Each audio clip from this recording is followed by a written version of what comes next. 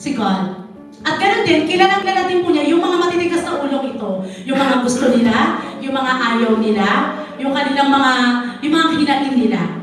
Kaya nandito, nung narinig ni Moises po, nasabi dito sa verse na hindi po sasama, sabi po ni Lord dito, sinabi niya, na hindi sasama ang presensya ng Diyos, doon siya nag-start na maalala. Teka Lord, bakit hindi ka sasama? Sino yung magiging katuwang ko doon? Diba? Bakit naalala bigla si Moises? Ano kaya yung magiging buhay ni Moises kasama yung mga matitigas na ulo na mga hindi nakikinig kay God? Tapos, ano kaya yung magiging buhay niya doon sa lupang pinangako? That promised land. You know why? Kasi alam ni Moises na ang buhay ng walang Diyos. At tayo din, dumating din tayo sa punto ng mga buhay natin doon, ng mga nakaraan natin. We also felt, alam natin yan, ang buhay natin noon, nung hindi natin in-acknowledge, hindi natin kinilala, hindi natin inalaw si Lord na mag-work para sa atin at i-invite yung presensya niya. Ako, danas ko noon, yung mga panahon na yon, naramdaman ko, nandun ako sa, naglilingkod ako, tapos dumating din ako sa part na hindi ako nagpatuloy maglingkod. Naramdaman ko yung pagkabagsak ko, lahat nawala sa akin, nawala even my father, dahil sa pagiging matigas ko ng ulo ko. And I want your family not to experience that kind of burden, yung struggles bilang isang tao, bilang isang Kristiyano, na dapat tayo ay nakikinig. At lalo na, ini-invite natin ang presensya ng Panginoon. Kaya mga kapatid, let's talk about ano ba ang buhay pag wala ang Diyos. Hallelujah. Amen? Ano bang buhay mo pag wala ang Diyos? Broken. Amen. Other things then. Other hands. Ano po? Broken. Ano pa? Pag wala si Lord. Pag wala si Lord sa buhay natin. Yes. Naliligaw na yun ng landas. Imbes na papunta ka na sa diretso eh. Papunta ka na sa magandang lugar. Napunta ka pa sa kaliwat kanan. Amen? Diba? Kaya yun, di ba mga kapatid, ano ba ang buhay natin pag wala si Lord? Now, let's read our afternoon. The title that we have this afternoon is, sabay-sabay po natin basahin. 1, 2, 3. Yes, let's say it again. In your presence, hallelujah, in your presence, I will go. Amen. So, tayo, bilang mga tao, we are actually given by goals, by plans, and by opportunities. Sabi dito, di ba? Goals. Sabi natin, goals. Ano ba yung goal mo, mga kapatid? Ano ba yung goal nyo? Couple goals? Friendship goals? Di ba? Travel goals? Marami tayong goals sa life, right? Marami rin tayong plans. Sabi natin, plans. Ano bang plano mo, kapatid? Hallelujah. Ano ba yung mga plano mo? Ano ba yung mga plano mo in 5 years? Nasaan kaya ako? Ano kaya ako in 5 years, right? Ano ba yung mga opportunities? Ano yung opportunities? Baka mamaya nandito ka na nga sa Korea, ginagamit ka na ni Lord. Bigla may nag-open na opportunity sa Amerika o sa Japan. Tapos sabi mo, plano ka ni Lord, di ba? Sure ka ba dyan? Plano ba ni Lord talaga yan? So sana mga kapatid, we are very aware kung ito ba ay plano ni Lord or hindi. Hallelujah. Kasama ba si Lord sa mga plano mo? Let's read our main scripture again. Next slide. 1, 2, 3. Then he said to him, if your presence does not go with us, do not lead us up from here. Amen. Yun ang sinabi ng Moses. If your presence does not go with us, do not lead us up from here. Maraming mga tanong ng mga tao sa atin. What's your next move, kapatid? Anong secret mo? Bakit successful ka? What's your 5-year plan? Malak mo bang mag-migrate sa Canada? bagong opportunities, di ba? Ano ba yung strategy mo? Ano ba yung secret mo? Bakit successful ka? Yan ang kadalasang tanong ng mga tao sa atin. And that actually made us pressured. Right? Yung mga tanong ng tao, kailan kayo kakasal? Kailan ka magkakaanak? Lahat pinakikialaman ng mga marites. Diba? Yung mismong buhay mo na personal, pinakikialaman. Mukha kang matanda. Kailan ang kailan ang binyag, kailan lahat ng desisyon sa buhay. Ang daming nasasabi. Diba? Ang daming nakikialam. Now, when it talked about our plans, alright? Tanungin natin yung mga sarili natin. Next slide. Lord, kasama ko ba ang Diyos sa ginagawa ko? Let's ask ourselves right now. Sabay-sabay natin tanungin yung mga sarili natin, mga kapatid. Kasama ko ba ang Diyos sa ginagawa ko? 1, 2, 3. Amen. Kasama ko ba ang Diyos sa ginagawa ko? Diba? Natanong mo ba yung sa sarili mo? Humarap ka ba sa salamin minsan? Yung mga plano na meron ako ngayon, kasama ko ba si Lord sa mga ginagawa ko? Yung trabaho na meron ako ngayon, kasama ko ba si Lord sa ginagawa ko? Yung ministry na meron ako ngayon, kasama ko ba talaga si Lord sa ginagawa ko? Yung mga plano namin sa pamilya namin, kasama ko ba talaga si Lord sa mga ginagawa ko? You know the importance, mga kapatid? Yung presensya. Let's say, presence. How important is the presence of our Lord sa mga buhay natin?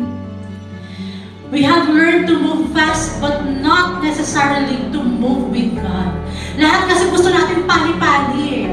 Sa success, gusto natin lahat. Kailangan, gusto ko, maging millionaire ako. Takaya ako sa loto, alam ko ito, plano to ni Lord. Amen? Diba? Relate much tayo dyan. Dumating tayo sa mga patayo-tayo tayo everyday. Kasi alam natin, kasi plano ni Lord, mananalo ako sa loto eh.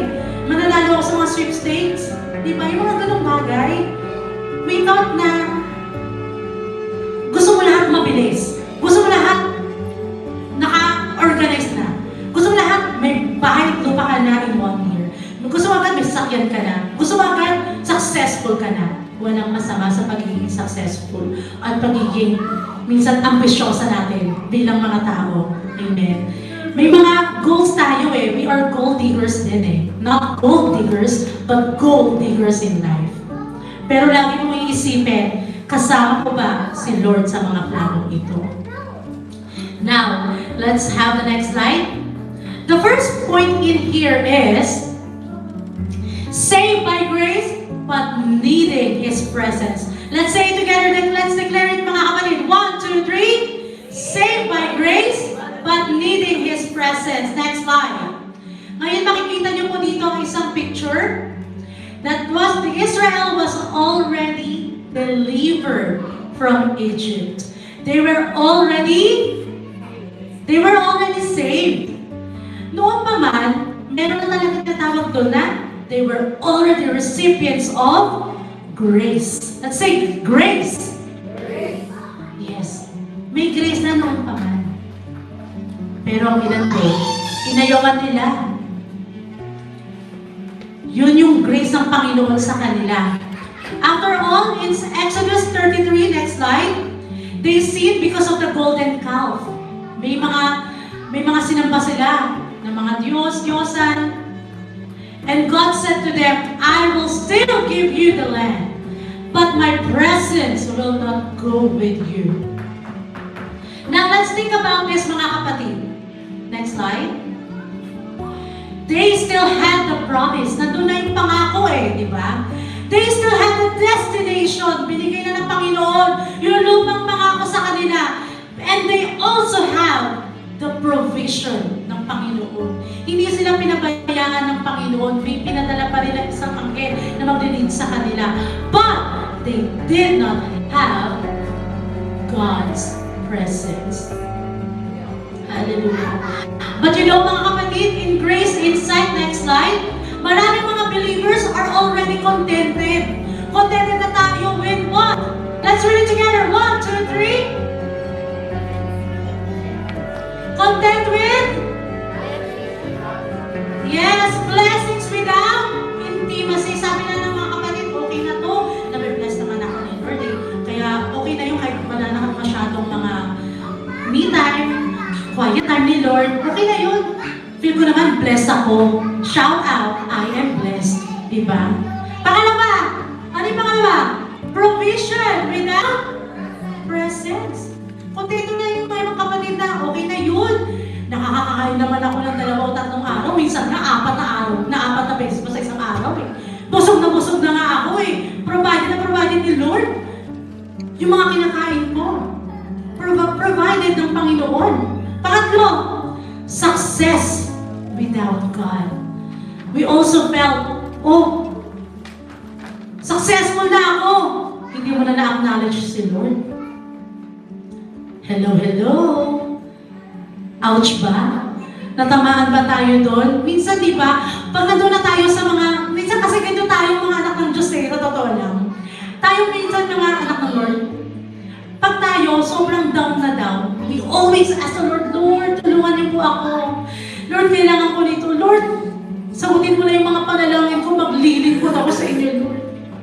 Pero kapatid, pag na-reach nyo na yung success, pag nandun ka na sa hindi ka na ma-reach, nawawala na yung acknowledgement mo kay God.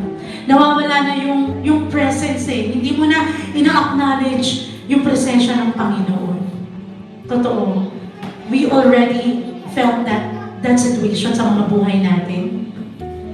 Hindi na natin na-acknowledge. Minsan sabi na lang natin, uy, good job, self. Ang galing-galing mo, self. Diba? Hindi ba pwedeng, Lord, glory to you. It's all from you and all to you.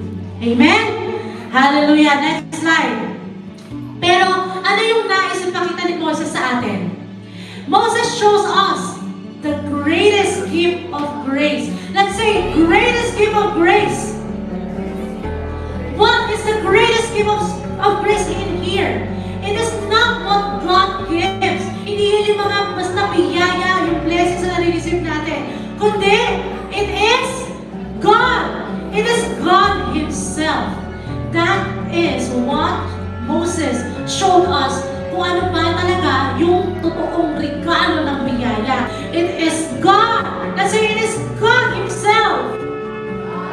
Hallelujah. Hindi yun yung biyaya na nare-receive lang natin. Yung kinakain natin, yung pera natin na naiipon natin. Kundi mismo si God. Siya mismo ang tinatawag nating biyaya. Kaya minsan sa totoo lang, pag ako napipigilan naman din ako mag-post sa Facebook, pag may mga nababasa talaga din ako, pigil pa ako talaga, na pag kinakatyawan nila ang biyaya ng Panginoon. Ramdam ko kasi noon eh, naramdaman ko ng buhay ko noon, yung buhay ko na wala ako kay Lord. Kaya ngayon, nung pinangon ako ng Panginoon dahil sa kanyang biyaya, ako, hindi ko hayaan na basta gamitin lang nila yung sabi nila, ina-abuse. Diba? Extreme ng grace ang Panginoon. You know, this is the gift of grace. That is God. That is God Himself. Hallelujah. Next slide. Second point. Okay, mag-alala, malapit na tayo matapos. The priorities of His presence over our plans. Let's read it together. 1, 2, 3. Ayan, the priorities. Ano ba yung mga priorities natin, mga kapatid? Sabihin nga natin dito, let's read the verse again. 1, 2, 3. Next slide. Then He said to him, if your presence does not go with us, yes, hallelujah, do not lead us up from here. Ang tao kasi, we are very good at planning. Yes, right? Marami tayong mga plans. Marami tayong mga gusto sa life. Right? Next slide, kapatid. We are very good at planning saan? Sa career. Ayan. Bago ka pumunta dito, di ba yung tinapos mo? Tapos, dumating ka sa Korea, di ba? Ako napagdaanan ko din yun, yung sa Philippines, nagtapos ako magturo. I'm a teacher po in the Philippines. Tapos naranasan ko din yung, ang dami ko mga plano. Sabi ko, saan kayo dadalhin ni Lord sa next stage ng buhay ko? Diba? Nakita nyo naman ngayon, nandito ako sa Korea. Pero I I believe, naniniwala ako, this is the plan of the Lord. Hallelujah. Marami kasi ang smooth lahat. Ang smooth lahat kung paano I met a Korean missionary sa Philippines. Tapos pinadala po ako dito para mag-aral. Tapos ngayon sa tulong ng sa biyaya ng Panginoon, yung pangapabor niya, nakakapagturo din po ako ngayon. At noon, pag wala akong turo, I also worked din bilang nanny. Diba? Naranasan ko din maghugas ng mga inidoro, ganun. Sabi ko, Lord, okay lang. Kasi parang sabi ko nga, if this is actually your plan, I will go with it. You are going, right? You are going to acknowledge yung presence ng Panginoon. Diba? Hallelujah. Pangalawa, online business. Diba? Magaling tayong mag-plan. Ano kayang gusto mong i-online business? Kapatid, anong gusto niyo pong i-online business? Baka may mga business women na tayo dito. Diba? Marami tayong gustong ibenta. Diba? Gusto niyo magkaroon ng business negosyo. We are also very good at planning sa church ministry. Ano ba yun? Ano ba yung mga plano natin para sa church ministry? Para tayo lumago? Kasama ba si Lord sa mga plano? And last but not the least, we are very good at planning para sa mga pamilya natin. Right? Amen? Kasi gusto natin kasama natin sila. Kung ikaw successful ka, gusto mo successful din sila. We are very good at planning for that. But, wait, here's the question. Lord, are you in this? Lord, are you with us? Are you in this plan with me? Kasama ba kita sa mga plano ito? Next slide. Reality check lang tayo. Ang mga plano, iba't ibang klase yan. It can be logical. It can be strategic. It can be attractive. Bakit logical? Kasi gusto mo malinaw. Pag nagplano ka, gusto mo may malinaw na sagot. Pangalawa, strategic. Gusto mo maganda yung sistema. Kaya hindi ka nagmamadali, pang long term, alam mong kikita ka, pang matagalan to. Attractive. Easy money, diba? Wow! Kikita ko 1 million, pag nabigyan ako 100,000 naman. Kita agad in 1 week, 1 million agad. Grab na to, sis. Diba? Nandun yung part na, ang grabe. Yes, amen. Hallelujah. Diba? Masabi ito, yung mga plano can be logical, strategic, attractive, but still be outside of God's presence. Wala pa rin doon ang presensya ng Panginoon. Now, before making our plans, next slide, don't just calculate, don't just analyze, but we must consult God's presence. Let's say, consult God's presence. Yes, pag may sakit ka sa puso, kanino ka ba kumukonsulta? Kapag may sakit ka sa baga, kanino ka kumukonsulta? Sa doktor. Pero pag ikaw may sakit ka, di ba? Hindi mo na alam yung plano na to. Kung ito ba ay magtatagal, kanino ka higit dapat kumonsulta? Kay Lord. We must consult God's presence. Because under grace, next slide, we are not called to live independently, mga kapatid. Minsan nandito tayo sa independent woman ako. Kayang-kaya ko to. Pero sa totoo lang, we are not called to live independently. Bakit? Because we have power to live dependently. Let's say, live dependently. Mag-ina, kung may patatayuin ako ngayon. Let's say, live dependently. Hallelujah! Kanino tayo mag-live dependently? Kay God! Hallelujah! Let's live dependently kay God. Kasi mahirap, kapatid. Pag ikaw nahan ka lang sa sarili mong kalakasan, may limit. Mapapagod ka. Masasayang yung effort mo. Pag yung kalakasan na gusto mo sa'yo lang nang galing, talo ka. Pero pag ikaw nanahan ka at you acknowledge and you live dependently kay Lord, alam mo sa huli, panalo ka. Hallelujah. Let's give the Lord a big clap. Hallelujah. Next slide. Next point. His presence in our decisions. Ano ba yung papel ni Lord sa ating mga desisyon. Ano ba yung papel ng kanyang presensya? Presensya ni Lord sa ating mga desisyon sa buhay. Eh minsan pa naman tayo mga kapatid, pala desisyon tayo. Di ba? Nagiging pala desisyon tayo. We are not very wise when it comes to decision making. Minsan obra-obra. Di ba? Dito sa Korea, pali-pali, oo, pali-pali. We need to work very fast, very quick. Dahil may makina kang hinahabol. Pero when it comes to decision making, kailangan mo yung upuan. Kailangan mo yung iluhod sa Panginoon. We are actually making decisions dahil saan? Base saan? Base sa ating mga emosyon. Let's say emosyon. Yan, ganyan pa naman tayo Pinoy minsan. Naiyakan lang tayo, magpapadala na tayo. Right? May sakit si kuya mo. Kailangan natin ng 10,000. Right? Emosyon lagi. Emosyon lagi, di ba? Minsan maiyakan lang tayo ng isang luha. Bigay na agad. Sinabi lang ng boyfriend mo, tayo na. Hindi ko na uulitin yun. Huwag kang mag-alala. Ikaw lang gusto ko. Nadaan ka sa emosyon. Nagdesisyon ka na agad. Kayo na ulit. Ano na nangyayari? Pangalawa, pressure. Let's say pressure! Hallelujah! Bakit ba? Pressure tayo kasi ang daming mga nasasabi. Pag ina-acknowledge kasi natin yung mga sinasabi ng mga tao, pressured ka na, uy, grabe ka ng engineering, bakit ka naman naging ano? Bakit naman na ikaw naging konduktor? May mga gano'n, bakit naman naging kayo driver? Parang doon minsan, nape-pressure tayo. We are very being pressured kasi nakikinig tayo sa sinasabi ng iba. Pero pag ikaw nakinig ka sa salita ng Lord, sa boses ni Lord mismo, hindi ka pressured, you are secure. Amen. Pangatlo, opportunity. Let's say opportunity. Hallelujah. Bakit natin sinasabi about sa opportunities? Maraming mga opportunities po talaga ang lagi nagbubukas. Di ba? Open-minded ka ba? Yan, di ba? Yung inipon mo sa Korea, maaaring nagamit mo ito. O sige, online sapong. Tataya ko to, alam ko, lalaki pera ko. Alam ko, hindi ako matatalo dito. Di ba? Hindi na kasi tayo, gano'n kasi katigas ang ulo ng mga tao. Sa totoo lang, nakakagigil. Bakit ang tigas-tigas ang ulo ng mga tao?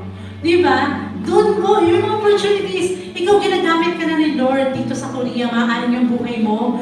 You are living spiritually and mas lalo kang nagagamit naging productive sa ministry niya. Biglang may nagbubukas sa opportunity sa Amerika, sa Canada, sa Saudi, sa Dubai. Bigla mong give up. Diba? May sabi parang, ito, may tatanggap daw sa atin sa Amerika, magandang, job opportunities. Give up ko na yung pagiging pastor ko sa Korea. May sabi ka naman, diba? Alam mo ba, plano ba yun ni Lord? Kasama pa si Lord sa mga planong iyon. Last one, fear of missing out. Let's say, fear of missing out. Fear of missing out. Yes, fear of missing out or what we say, FOMO. F-O-M-O. Dito, yung bagay na nagdi-decide ka na kasi napag-iwanan ka na.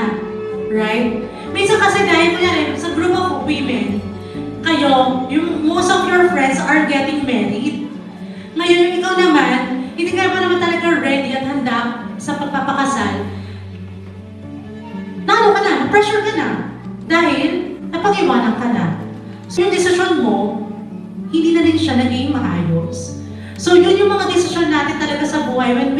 Pag pinagana natin yung emosyon, pressure, opportunity, and fear of missing out, but not on God's presence, maraming mawawala sa iyo. But it says here in Proverbs, chapter 3, verses 5 to 6. Let's read it all together. 1, 2, 3. Trust in the Lord with all your heart and lean not on your own understanding. In all your ways, submit to Him, and He will make your paths straight, mga kapatid. Sabi dito, He will make your paths straight, diretso. Okay? Pag nagtiwala ka kay Lord, sabihin natin, let's trust the Lord. Let's trust the Lord with all of our hearts and lean not on our own understanding. In all of His ways, acknowledge Him, and He will make out our paths straight. When we are deciding, let's ask the Lord, Lord, is this your leading? Or is this just my liking? Lord, nililid mo ba talaga ako dito? Or baka naman ako lang ang may gusto dito? Because you know, the grace of God does not remove guidance. It deepens. It deepens the dependence. Ibig sabihin, mas lalo pa tayong deep talaga sa dependence ng Panginoon.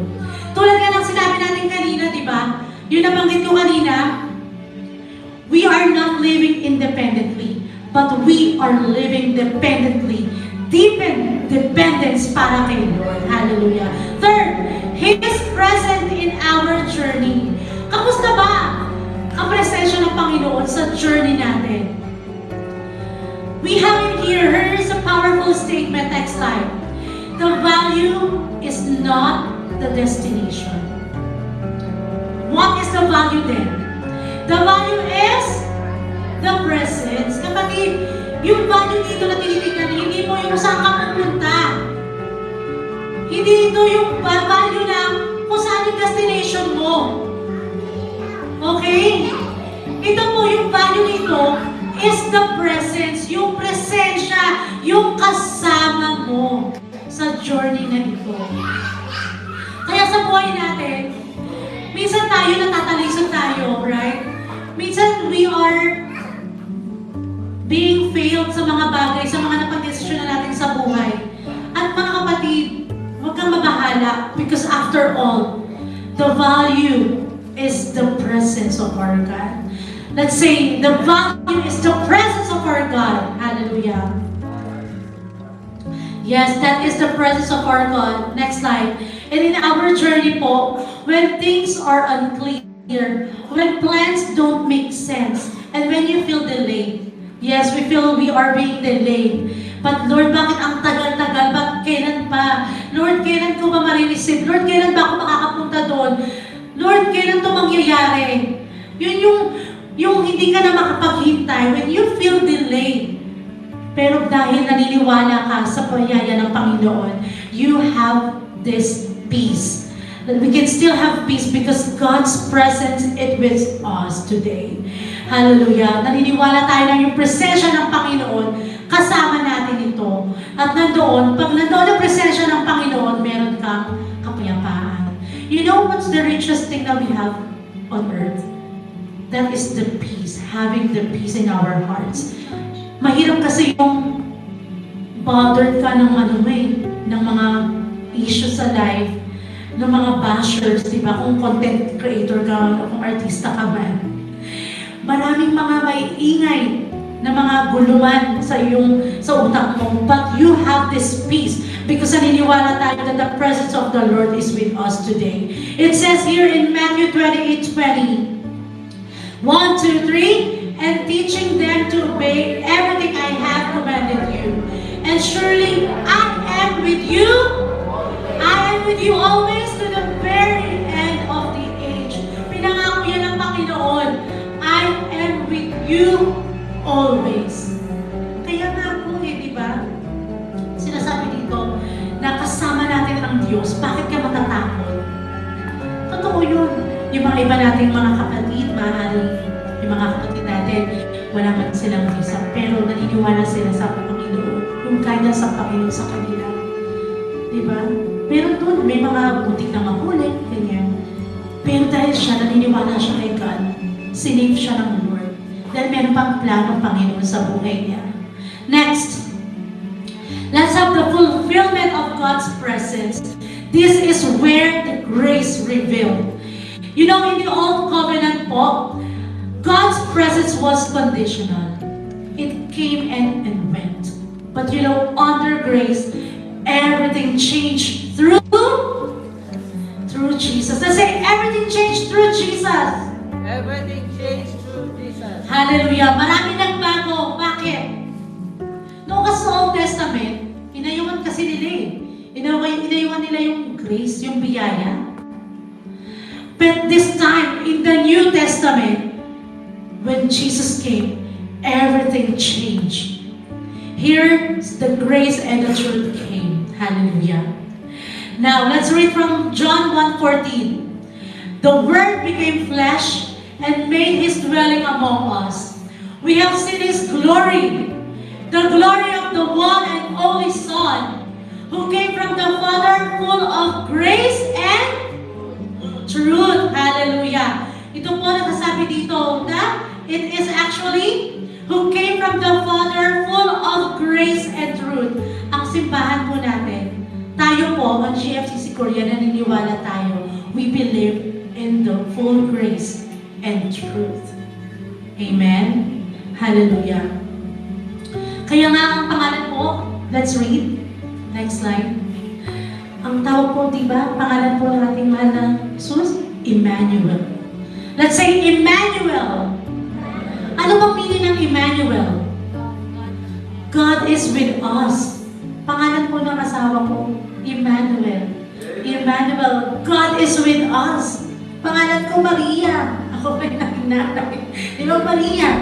Pangalan anak namin, Hosanna. Amen. But let's focus on God is with us. I am with the Lord. God is with me. Kasama ko ang Diyos. Let's shout lagi natin i-remind Emmanuel. God is with us. Let's say it again. Emmanuel! God is with us. Yes, because through His finished work, we don't chase anymore with the presence. Hindi rin tayo kailangan mag-earn ng presence. We don't even beg for presence because we already live in His presence. Nananahan na ang Panginoon sa ating mga buhay. Keep your lives free from the love of money and be content with what you have. Because God has said, never will I leave you, never will I forsake you. Panibago pa. Ito pa yung panibago at dinagdag na pangako ng Panginoon sa mga buhay natin. Never will I leave you, never will I forsake you. That is from Hebrews 13 verse 5. You are not trying to bring God into your life because God is already with you. God is already with us. But the question is, are you aware of God's presence? Aware ba tayo? As your mga katabi, aware ka ba sa presensya ng Panginoon? Hallelujah. Hallelujah. Next slide. This is the last but not the least. How to walk in His presence daily. Maraming tayong bagay na narinig ngayong hapong ito. Pero mga kapatid, gaano ba ka-importante yung presensya ng Panginoon sa buhay natin? Now, paano tayo mag-walk accordingly sa mga plano niya? On His presence. First, next slide.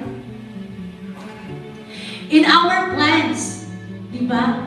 Before committing, say, Lord, align my plans with your presence. Bago tayo mag-commit sa mga planong ito, sa mga offers na ito, i-align mo, Panginoon, yung mga planong ito sa presensya mo. Pangalawa, in your decisions, napag-usapan natin kanina, na pressured ka, dinaan mo sa emosyon, kaya ka naging nakapag-desisyon. Pero, kapatid, slow down. Dahan-dahan lang. Hindi tayo nagmamadali. Because the grace teaches us not to rush, but to rely to our Lord. Third, in our daily journey, even if you don't understand everything, hindi mo maintindihan. Minsan sa buhay natin, Lord, bakit nangyayari sa pamilya namin to? Lord, bakit nangyayari sa akin to? Hindi mo rin ba nasakita rin pa yung full picture, yung pinakamagandang plano na pinagkaloob ng Panginoon sa iyo? Let's have this as our declaration. Lord, as long as you are with me, I am secure. Let's set this as our declaration, mga kapatid. Sabay-sabay natin sabihin, lakasan mo natin, Lord, as long as you are with me, I am secure. Hallelujah. Secured ka na. Nandoon ang presensya ng Panginoon sa mga plano mo, sa journey mo, sa mga desisyon mo. Secured ka na. Tinalo niya ang security ng mga health insurance natin dito sa Korea. Tinalo niya yung ano bang mga securities mo nang meron ka. Secure na tayo pagdating sa biyaya ng Panginoon. Now, before I end, I want to leave this one to you. Ano ba yung buhay natin without God's presence? At ano ba ang buhay natin when God's presence is with us? First, pag wala mo ang presensya ng Panginoon, yung success mo is empty. Parang basong walang tubig. Diba? Okay, successful ka. Pero hanggang kailan ba? Right? Next, yung progress mo is meaningless. Yes, nagpa-progress ka, pero walang meaning. Walang katuturan. Pangatlo, pag wala yung presensya ng Panginoon, yung achievement mo is shallow. Alam mo ba, pag ang presensya ng Panginoon sa buhay mo, kahit man wala kang malaking pera sa bangko, kahit man wala kang maraming alahas, maraming mga worldly and earthly things, pero napakalaki ng achievement mo pag in-acknowledge mo si Lord sa buhay mo. Because with God's presence, even waiting has purpose. Huwag tayong magmadali mga kapatid. Alam ko may mga kanya-kanya tayong plano sa buhay. Minsan napapatanong tayo, kailan kaya makakapunta yung anak ko sa Korea? Kailan kaya makakapunta yung pamilya ko sa Korea? Kailan kaya ako makukuha para makapag-work sa isang magandang company? Kailan kaya ako mabibigyan ng visa? Kailan kaya makakaroon ng magandang online business? Diba? Sabi doon, let's slow down. Dahil ito na biyaya ng Panginoon, we have to wait and not to rush. Next, even in uncertainty, you have peace. Kanista hindi mo na maintindihan. Kasi sa totoo lang sa mundo, maraming what ifs, maraming whys, maraming kang hindi mo maintindihan, Lord. Ano ba yung gusto mong iparating sa akin? Ano ba yung mga bagay na hindi ka sure? Pero dahil nandiyan yung presensya ng Panginoon, meron kang peace. And lastly, even delay has direction. Minsan, ngayon, maaaring wala kang trabaho. Maaaring delayed lang yung, kumbaga, yung magandang plano at trabaho pinag-prepare ng Lord sa buhay mo. Pero I assure you mga kapatid, yung mga delays na yan, there will be a very good and successful direction na pinagkaloob ng Lord. Kaya lagi natin isa-set lagi sa isip natin at sa mismo sa ating mga minds. So we don't move by pressure, we don't move by fear, we don't move by ambition. Because we move by grace and guided by His presence. Huwag tayong maalama dahil lang tayo ay namumove lang tayo, pressured ka lang, natatakot ka lang, baka napag-iwanan ka, baka yung ambition mo dahil baka ilang taon ka na, hindi mo na mag-grab yung mga plans na yung mga opportunities na yon. Huwag ka mag-alala, stop, look and listen. We move by grace because you were guided by His presence. Let's declare it mga kapatid.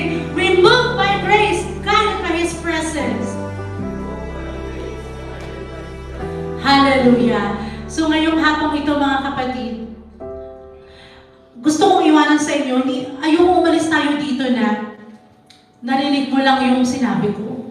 Narinig mo lang yung word of God na ito at lalabas lang sa kabilang tenga. I want this message of our Lord, sana manahan to sa mga puso natin na dahil darating ang araw, pag gumawa ka ng desisyon mo, you will be reminded, ay, nasabi ni Pastor ito, napaka-importante ng presensya ng Panginoon. Tandaan nyo, ang church, pag walang presence ng Lord, para lang tong club. Ang sermon, pag wala yung spirit ng Panginoon, para lang akong nagtutulak. Ang church, ang pamilya, pag wala doon ang spirit ng Panginoon, at ang buhay natin, pag wala ang spirit ng Panginoon doon, talo ka. So I always remind you mga kapatid, how important is the presence of our Lord. Because in the end, in your presence, Lord, we will go. Amen. Can we end that po? Sabihin natin, let's set this one, let's